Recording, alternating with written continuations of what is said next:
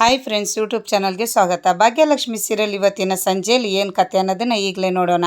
Serial ಇಷ್ಟ ಆದರೆ like ಕೊಡಿ, ನನ್ನ ಚಾನಲಿನ ಸಬ್ಸ್ಕ್ರೈಬ್ ಆಗಿಲ್ಲ ಅಂದರೆ ಸಬ್ಸ್ಕ್ರೈಬ್ ಮಾಡ್ಕೊಳ್ಳಿ ಫ್ರೆಂಡ್ಸ್. ತಾಂಡವ್ ಇಲ್ಲಿ ಡ್ಯಾನ್ಸ್ ಮಾಡ್ತಾ ಇದ್ದಾನೆ.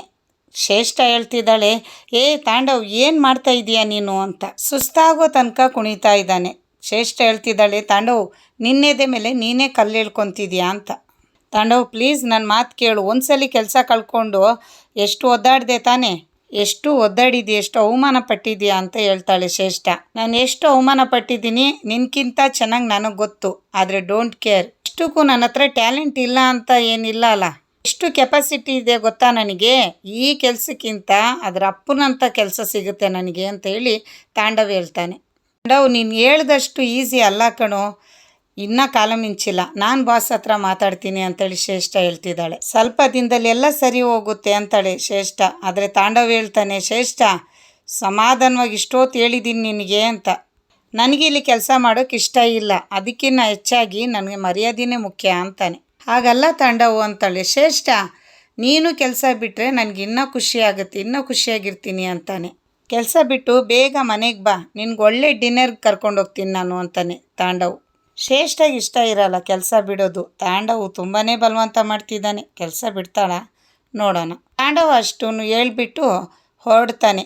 ಡ್ಯಾನ್ಸ್ ಮಾಡಿಕೊಂಡೇ ಹೋಗ್ತಾನೆ. ಶ್ರೇಷ್ಠ ಮುಖ ಮುಚ್ಕೊತಾ ಇದ್ದಾಳೆ. ಅವ್ನು ಡ್ಯಾನ್ಸ್ ನೋಡಲಾರ್ದೆ. ಕೆಲಸದ ಹುಡುಗರೆಲ್ಲ ಹೇಳ್ತಿದ್ದಾನೆ, ಏನು ಗುರು ಇವನು ಇಷ್ಟು ವರ್ಷ ಕೆಲಸ ಮಾಡಿರೋ ಕಂಪ್ನಿಯಲ್ಲಿ ಈಗ ಮಾಡೋದು. ತಾಂಡವ್ ಕೆಲಸ ಬಿಟ್ಟು ಹೋಗಿದ್ದು ನನಗೆ ಅಂತೂ ತುಂಬ ನೆಮ್ಮದಿ ಅನಿಸ್ತೈತೆ ಅಂತವನೇ ಒಬ್ಬ. ಇವನು ಎಂಥ ಮ್ಯಾನೇಜರ್ ಗುರು, ಇವನು ಒಂದಿನೂ ರಜೆ ಕೊಡ್ತಾ ಇದ್ದಿಲ್ಲ, ಸ್ವಲ್ಪ ಇವನಿಗೆ ಕರುಣೆನೇ ಇದ್ದಿಲ್ಲ ಅಂತೇಳಿ ಇನ್ನೊಬ್ಬ ಹೇಳ್ಕೊತಿದ್ದಾನೆ. ಇನ್ನೊಬ್ಳು ಹೇಳ್ಕೊತಿದ್ದಾಳೆ, ಅಪ್ಪ ಇನ್ಮೇಲೆ ಆದರೂ ಒಳ್ಳೆ ಮ್ಯಾನೇಜರ್ ಬಂದರೆ ಸಾಕು ಅಂತ. ಒಬ್ಬೊಬ್ಬರು ಒಂದೊಂದು ಥರ ಖುಷಿಯಾಗಿ ಮಾತಾಡ್ಕೊತಿದ್ದಾರೆ.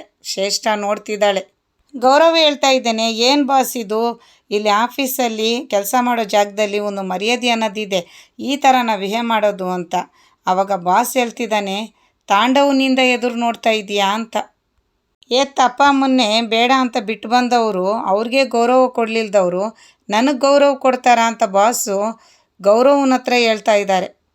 ಶ್ರೇಷ್ಠ ಬಂದುಬಿಟ್ಟು ಬಾಸ್ ಹತ್ರ, ಸರ್ ಪ್ಲೀಸ್ ತಾಂಡವನಿಂದ ನಾನು ಸಾರಿ ಕೇಳ್ತಾ ಇದ್ದೀನಿ, ಅವನ ಕೋಪದಲ್ಲಿ ಈ ಥರ ಎಲ್ಲ ಮಾಡಿದ್ದು ಸರ್ ಅಂತೇಳಿ ತುಂಬ ಕೇಳ್ಕೊತಾ ಇದ್ದಾಳೆ.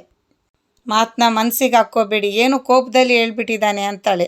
ಬಾಸ್ ಹೇಳ್ತಿದ್ದಾನೆ, ತಪ್ಪು ಮಾಡೋದು ಸಹಜ, ತಿದ್ದಿ ನಡೆಯೋದು ಮನುಜ ಅಂತ ಹೇಳಿ ಒಂದು ಗಾದೆ ಇದೆ ಗೊತ್ತಾ ನಿನಗೆ, ನಾನು ಅದನ್ನು ಫಾಲೋ ಮಾಡ್ತೀನಿ ಅಂತ ಬಾಸ್ ಹೇಳ್ತಾನೆ. ಭಾಗ್ಯ ಬಂದು ರಿಕ್ವೆಸ್ಟ್ ಮಾಡ್ಕೊಂಡಿದ್ದಕ್ಕೆ ಮತ್ತೆ ತಾಂಡವನ್ನ ನಾವು ಕೆಲಸಕ್ಕೆ ತೊಗೊಂಡಿದ್ದು, ಅದೆಲ್ಲ ಆದಮೇಲೇನು ಇಷ್ಟೊಂದು ಅಭಂತರ ಮಾಡಿದ್ದಾನೆ ಮತ್ತೆ ಅಂತೇಳಿ ಬಾಸ್ ಹೇಳ್ತಿದ್ದಾರೆ.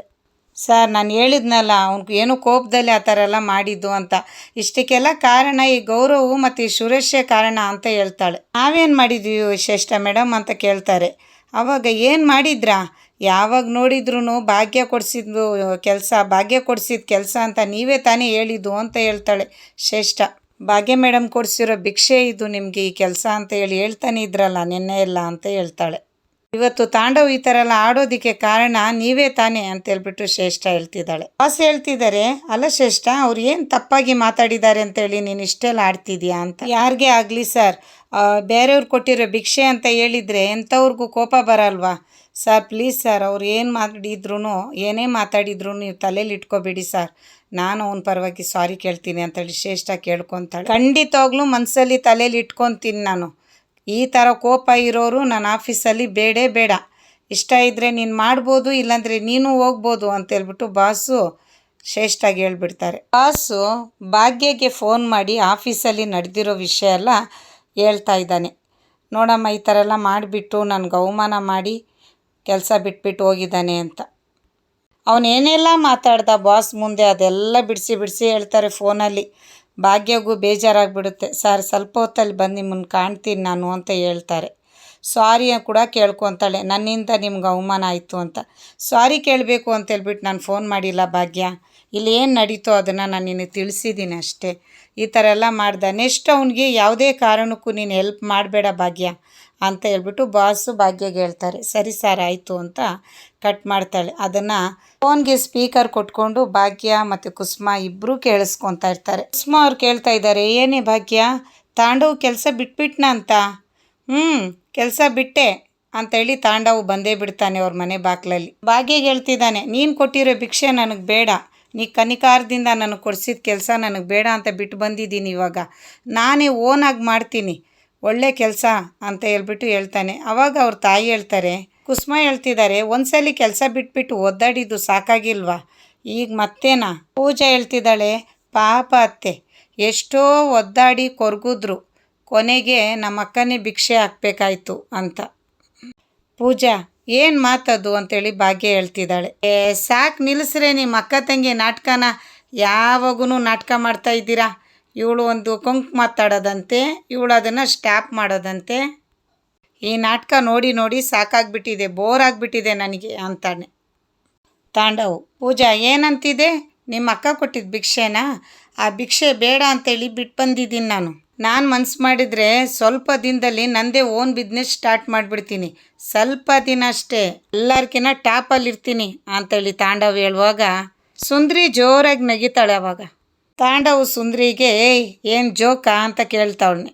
ಆವಾಗ ಸುಂದ್ರಿ ಹೇಳ್ತಾವಳೆ, ಇಲ್ಲ ಖಂಡಿತವಾಗ್ಲೂ ಇಲ್ಲ ಬಾಡಿಗೆ ಮಗನೇ, ಹೊಸ್ದಾಗಿ ಬಿಸ್ನೆಸ್ ಶುರು ಮಾಡ್ತೀಯ ಅಂದರೆ ಅದೇನು ಸಾಮಾನ್ಯ ವಿಷಯನಾ?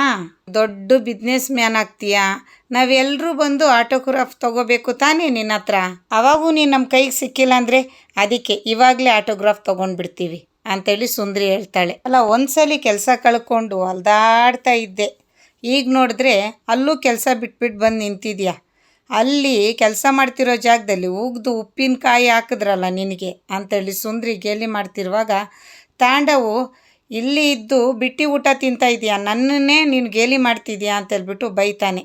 ಸುಂದ್ರಿ ಬಾಯಿ ಮುಚ್ಕೊಂಡು ಬಿಡ್ತಾಳೆ. ಆದರೆ ಭಾಗ್ಯ ಅವಳ ಪರವಾಗಿ ಕೂಗಾಡ್ತಾಳೆ ತಾಂಡವನ ಮೇಲೆ. ಮಾತಿನ ಮೇಲೆ ಗಮನ ಇರಲಿ ತಾಂಡವ್ ಸಾರ್ ಅಂತ ಹೇಳ್ತಾಳೆ. ಸುಂದ್ರಿ ನಮ್ಮ ಮನೇಲಿ ಒಬ್ಬಳು, ಅವಳ ಬಗ್ಗೆ ಎಲ್ಲ ಆ ಥರ ಎಲ್ಲ ಮಾತಾಡಬೇಡಿ ಅಂತೇಳಿ ಕೂಗಾಡ್ತಾಳೆ. ನೀನು ಯಾವಳೆ ನನ್ನ ಬಗ್ಗೆ ಮಾತಾಡೋದಕ್ಕೆ?